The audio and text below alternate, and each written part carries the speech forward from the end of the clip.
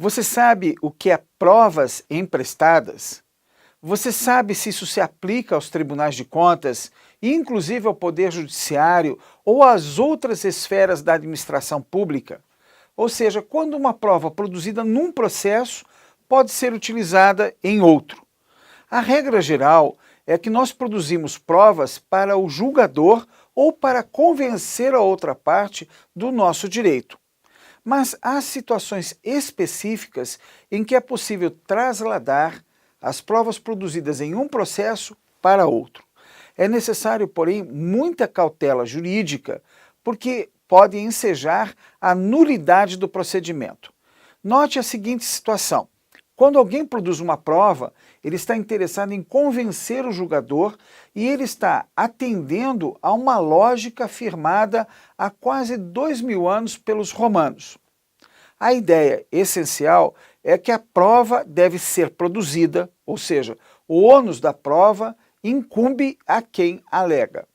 É uma regra simples, mas que tem alguns desdobramentos que foram trazidos para o Código de Processo Civil, aplicável a todas as esferas administrativas, por força do artigo 15 do mesmo Código de Processo Civil. A regra é: ao autor de um direito, ao dono de um direito, incumbe o ônus da prova do fato constitutivo do seu direito. E àquele que diverge desse direito, incumbe a prova dos fatos impeditivos ou modificativos desse direito. Acompanhe agora na tela a melhor explicação sobre esse assunto. A quem cabe provar um fato alegado perante juízo? Esse questionamento é de fundamental importância para o bom andamento processual. Seguindo a lição clássica de processo civil, o ônus da prova incumbe ao autor quanto ao fato constitutivo do seu direito, ao réu quanto à existência de fato impeditivo, modificativo ou extintivo do direito do autor. Considera-se constitutivo o fato que dá vida a uma vontade concreta da lei ou a expectativa de um bem por parte de alguém, como, no direito civil, um contrato de compra e venda.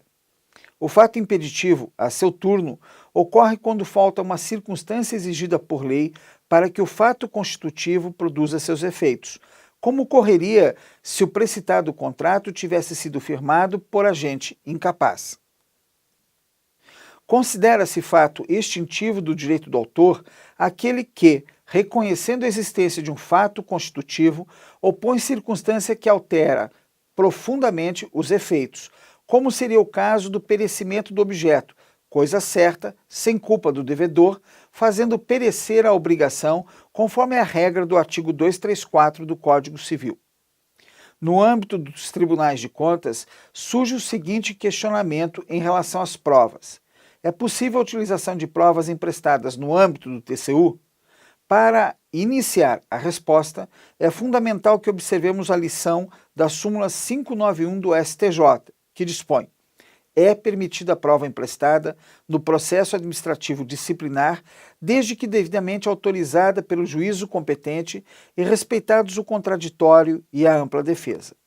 Recentemente, o Tribunal de Contas expediu entendimento no seguinte sentido: é lícita a utilização de informações produzidas na investigação penal ou na instrução processual penal em processo do TCU, desde que haja autorização judicial para esse aproveitamento e desde que seja observado no processo de controle externo o contraditório e a ampla defesa acerca da prova emprestada.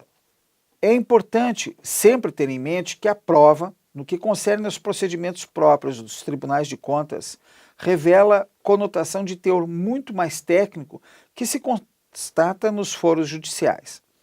É que a natureza das funções do controle, construída sobre bases técnico-científicas de valorização da atividade administrativa, exige a necessidade de adentrar frequentes considerações de fundo extrajurídico. A avaliação da qualidade de uma obra, sob a ótica da engenharia civil, a consciência de um balanço ou inventário sob as amarras da contabilidade, ou a validade de uma ação governamental sob o prisma quase científico da sociologia, impõem considerações para as quais o judiciário, em geral, considera-se incompetente ou se recusa a adentrar. Obtém-se nesse compasso, sob as asas da ciência, maior exatidão no exame da prova, geralmente documental, pelo colegiado de contas em função da qualidade do seu corpo técnico. Quais são as cautelas necessárias, então, para o uso correto de provas emprestadas? Aqui você tem o entendimento do Tribunal de Contas da União quando a ação administrativa toma emprestada uma prova judicial.